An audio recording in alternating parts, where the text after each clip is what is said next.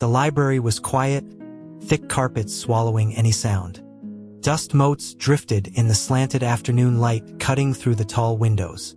Lucas stood at the threshold, his sneakers scuffed from the walk over.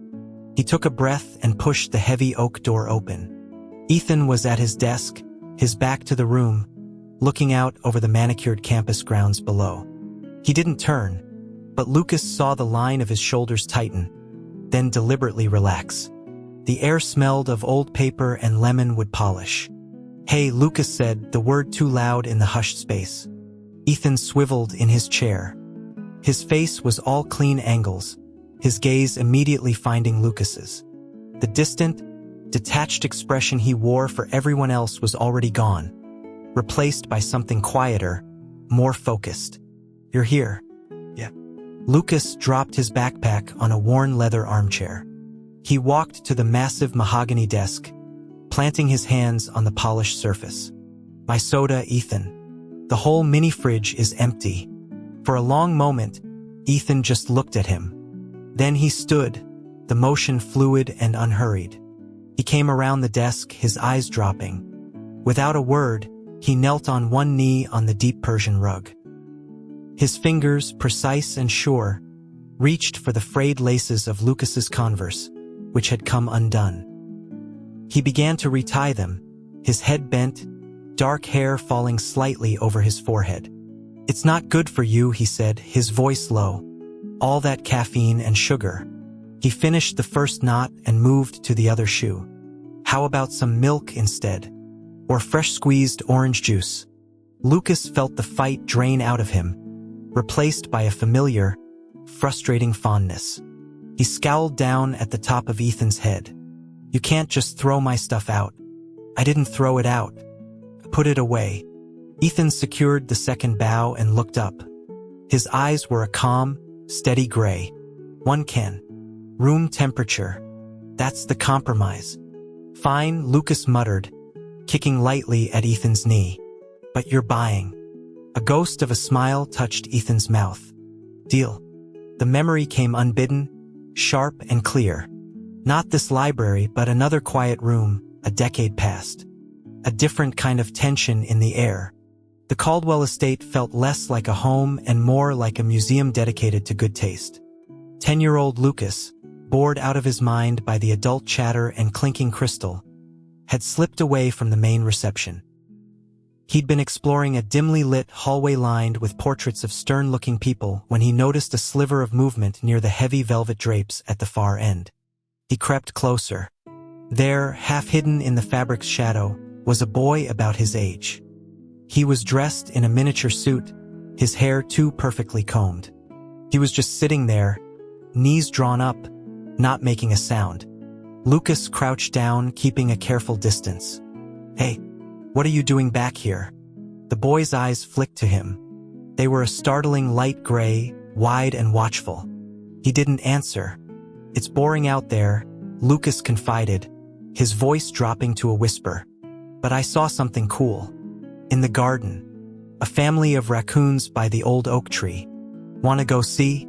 For a long moment, there was no reaction. Then the barest nod. Lucas grinned. He reached out, his fingers closing around the other boy's wrist. The skin was cool, the bones delicate under his grip. He didn't pull away. Lucas led him, a conspiratorial shush on his lips, past stacked chairs and linen carts, to a service door. Outside, the summer night was alive with cricket song. A low stone wall separated the formal gardens from the wilder stretch of woodland beyond. "Watch me," Lucas said, letting go. He took a running start, scrambled up, and hauled himself onto the broad top of the wall. He looked down, breathless with triumph. "Your turn. Come on." The boy, Ethan, Lucas would later learn, stared up at him. He seemed to assess the height, the rough stone. Then, with a clumsy determination that was almost painful to watch, he began to climb. He wasn't as strong, his fine clothes snagging. Lucas leaned way over, stretching his arm down. "Grab my hand. I've got you." Their hands clasped, and Lucas pulled with all his might. They tumbled over together in a heap on the soft, pine needle carpet of the other side. Lucas sat up, spitting out a leaf, and started laughing. Ethan just lay there for a second, his perfect hair full of twigs, his jacket smudged with dirt. Then he slowly pushed himself up. He looked at Lucas laughing, and something in his solemn face shifted. Not quite a smile, but a softening around the eyes, a faint, tentative upward curve of his mouth. That night became an adventure. Lucas showed him the raccoons, their eyes gleaming in the flashlight beam. He dared him to skip a stone across the surface of the dark pond. They found a low, sprawling branch on an ancient maple and sat there, swinging their legs. Lucas talked about everything: school, his annoying older cousin, his dog, the comic book series he was obsessed with.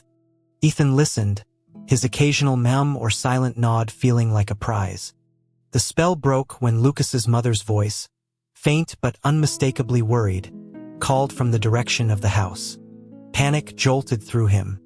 "You gotta go." "I'm gonna be in so much trouble." He slid from the branch and turned to run. A hand shot out, fingers like a vice around his wrist. The grip was shockingly strong, terrifying in its suddenness. Lucas cried out, more from surprise than pain, and tried to wrench free. Ethan's face had transformed. The softness was gone, replaced by a stark, desperate intensity. His eyes were dark pools. "Don't go." The words were flat, insistent. "My mom's calling. Let go." Lucas pushed at him, kicked at his shins. It was like fighting a statue. Ethan didn't flinch, didn't yield. He just kept repeating the phrase, a broken record command. "Don't go. Don't." A calm, melodic voice cut through the struggle. "Ethan, let him go, sweetheart." The grip vanished so abruptly Lucas stumbled back. Mrs. Caldwell stood there, her evening gown looking surreal among the trees. She knelt, bringing herself to Lucas's eye level. Her smile was gentle but didn't quite reach her tired eyes. "You must be Lucas. I'm so sorry he startled you. He just had such a wonderful time with you. He wasn't ready for it to end." She turned her head toward her son, who was now staring fixedly at a point on the ground. His small fists clenched. "Ethan, Lucas needs to go home to his family. He can come back another day. Tell him he can come back." Ethan didn't look up. His shoulders were rigid. Lucas didn't wait. He ran, the sting on his wrist a brand, his heart pounding with a confused mix of fear and betrayal. In the safety of his parents' car, the tears finally came. "He's awful. He hurt me." His mother soothed him, examining the red marks. His father's face was grave. Lucas caught fragments of their murmured conversation. Selective mutism, social difficulties. The Caldwells. A few days later, a handwritten letter arrived on thick, cream-colored stationery. Mrs. Caldwell wrote with a graceful, looping script, apologizing profusely. She explained that Ethan had retreated into a profound silence since that night, refusing to leave his room. She wondered, with a palpable hope that made Lucas's parents exchange a look, if Lucas might be willing to visit, just for a little while. "He's not a bad kid, honey," his mother said later, stroking his hair. "His brain works a little differently. He has trouble connecting. But he connected with you. And now he's very sad." "Is he sick?" Lucas asked, his anger cooling into curiosity. "In a way. He feels things very deeply, but he doesn't always know how to show it. Sometimes it comes out wrong." She looked at his father.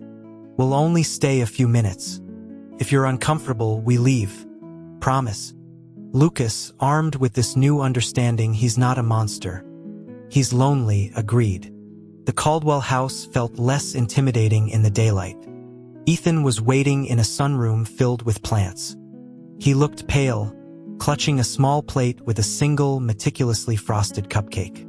He held it out, his gaze fixed somewhere near Lucas's shoes. "For you," he mumbled, the words barely audible. A long pause. "I'm sorry."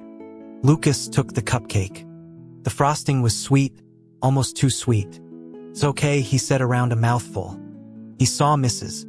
Caldwell's shoulders slump with relief.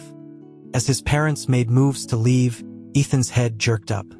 He took an involuntary step forward. Quickly, Mrs. Caldwell intervened. Lucas, Ethan has the most incredible game room upstairs. The new gaming console, a whole wall of movies, and a freezer full of ice cream. Would you like to see it? Just for a little bit? Lucas's resolve crumbled. Video games. Ice cream. Okay, just for a minute. Ethan's tension dissolved. He reached out, not for Lucas's hand, but to carefully pinch a tiny bit of his t-shirt sleeve between two fingers. This way. The game room was a marvel. But Lucas was more fascinated by Ethan's careful, silent way of offering things. The best controller, the remote, a bowl heaped with 3 different flavors of ice cream. When Mrs. Caldwell suggested a sleepover, citing a promised breakfast of chocolate chip pancakes, Lucas, engrossed in a racing game, absently agreed. The thunderstorm hit after midnight. A violent crack of lightning split the sky, followed instantly by a world-shaking boom. Lucas jolted awake, terror seizing him. At home, he'd sprint to his parents' room. Here, there was only one person he knew. He stumbled into the hall, barefoot, and pounded on Ethan's door. "Ethan, open up." I'm scared. The door opened almost immediately. Ethan stood there, blinking sleep from his eyes. Lucas didn't wait for an invitation. He pushed past him, dove onto the big bed, and burrowed under the covers, shaking. Another thunderclap made him whimper. He felt the bed dip. Ethan had climbed in, lying stiffly on his back a careful distance away. Lucas shifted, closing the gap. He reached out in the dark and fumbled until his fingers found the hem of Ethan's pajama top. He held on. "Don't be scared," Ethan whispered into the darkness. "I'm here." Lucas held the fabric tighter. Okay. The years that followed wove their lives together. The Caldwell estate became a second home. Ethan, 2 grades ahead, was his constant. He was the quiet presence in the library while Lucas complained about homework, the patient victim in chaotic, paint-splattered art projects, the ever-reliable source of the latest video game or limited-ion sneaker. He was also the immovable object to Lucas's irresistible force, the one who would wrinkle his nose at messy burgers, sigh at spilled soda, but who would always clean up the mess and give in to the request.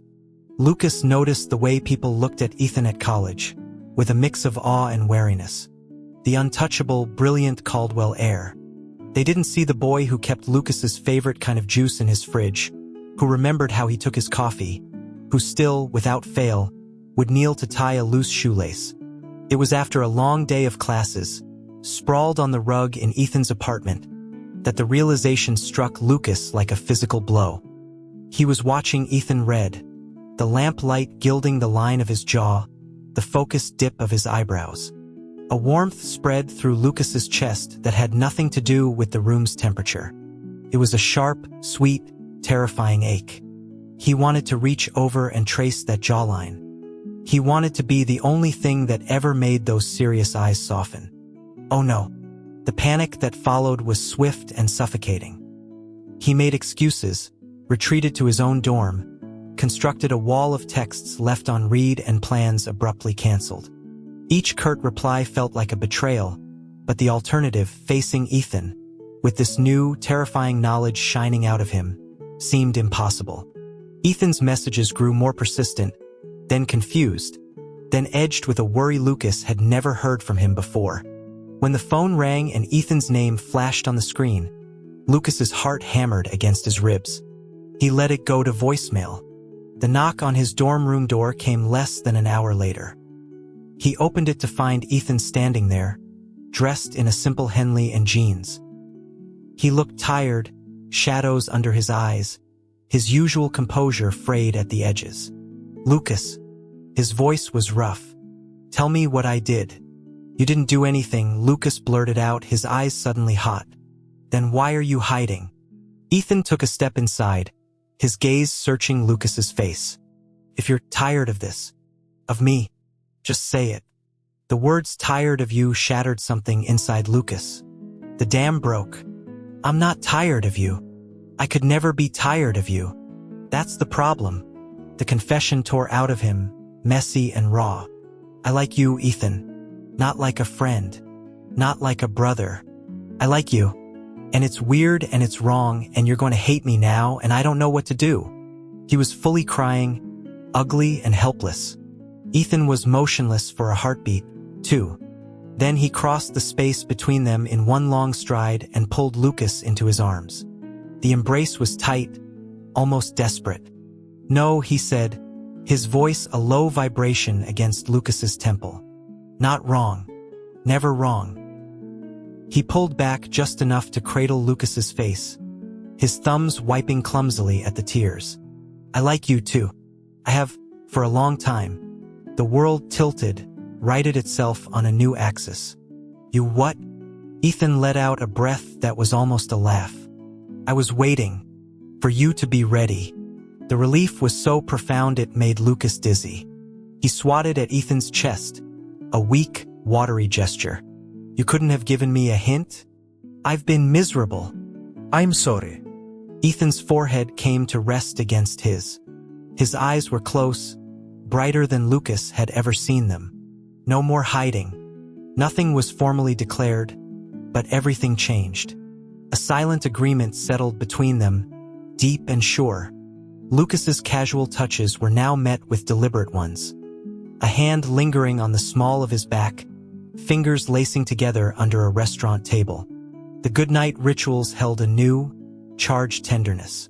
On Lucas's 20th birthday, after a small dinner at the Caldwell penthouse, he found himself back in Ethan's bedroom, a long, slender gift box in his hands. Ethan was already in bed, reading glasses perched on his nose, looking up as Lucas entered. Open it, Ethan said, marking his page. Inside the layers of tissue paper was a fountain pen, sleek and heavy, its cap tipped with a deep green stone. It was beautiful, expensive, utterly Ethan. It's amazing, Lucas said, turning it in his hands. There's more, Ethan said softly.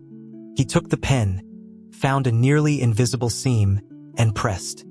A hidden compartment slid open. From it, Ethan drew two plain, shining platinum bands. He took one, holding it up. The light caught an inscription inside the band Lucas couldn't yet see. Lucas, Ethan began, his voice steady but earnest. We've been us for a while now, but I wanted to wait until you were fully, completely you. He looked up, his gaze holding Lucas's. You are. I love you. Not in any way that's simple or easy. In every way there is. Will you be with me? Officially? Lucas's vision blurred. He held out his left hand, fingers trembling only slightly. You already know the answer. Ethan slid the ring onto Lucas's finger. It was cool, then warm. He brought Lucas's hand to his lips, kissing first the metal, then the knuckle beneath it. The gesture was one of reverence, of a promise kept. Good, Lucas said, his voice thick. He looked at the band on his finger, then at Ethan. So this means I get final say on the pizza toppings from now on, right? And control of the Netflix queue? Ethan's smile was a real one, wide and unreserved. Everything, he said, pulling Lucas down onto the bed beside him. It all belongs to you. It always has. Later, in the dark, wrapped in an embrace that was familiar yet thrillingly new, Lucas thought of that small, silent boy in the shadows of the drapes. He thought of the hand he'd taken on impulse, a lifeline thrown into quiet water. He hadn't just pulled Ethan out that day. Without knowing it, he'd pulled them both toward this. A future where the quiet one spoke volumes in a single touch, where the boundless, restless heart had finally found its harbor. And he knew, with a certainty that calmed his very soul, that this was only the beginning of their story.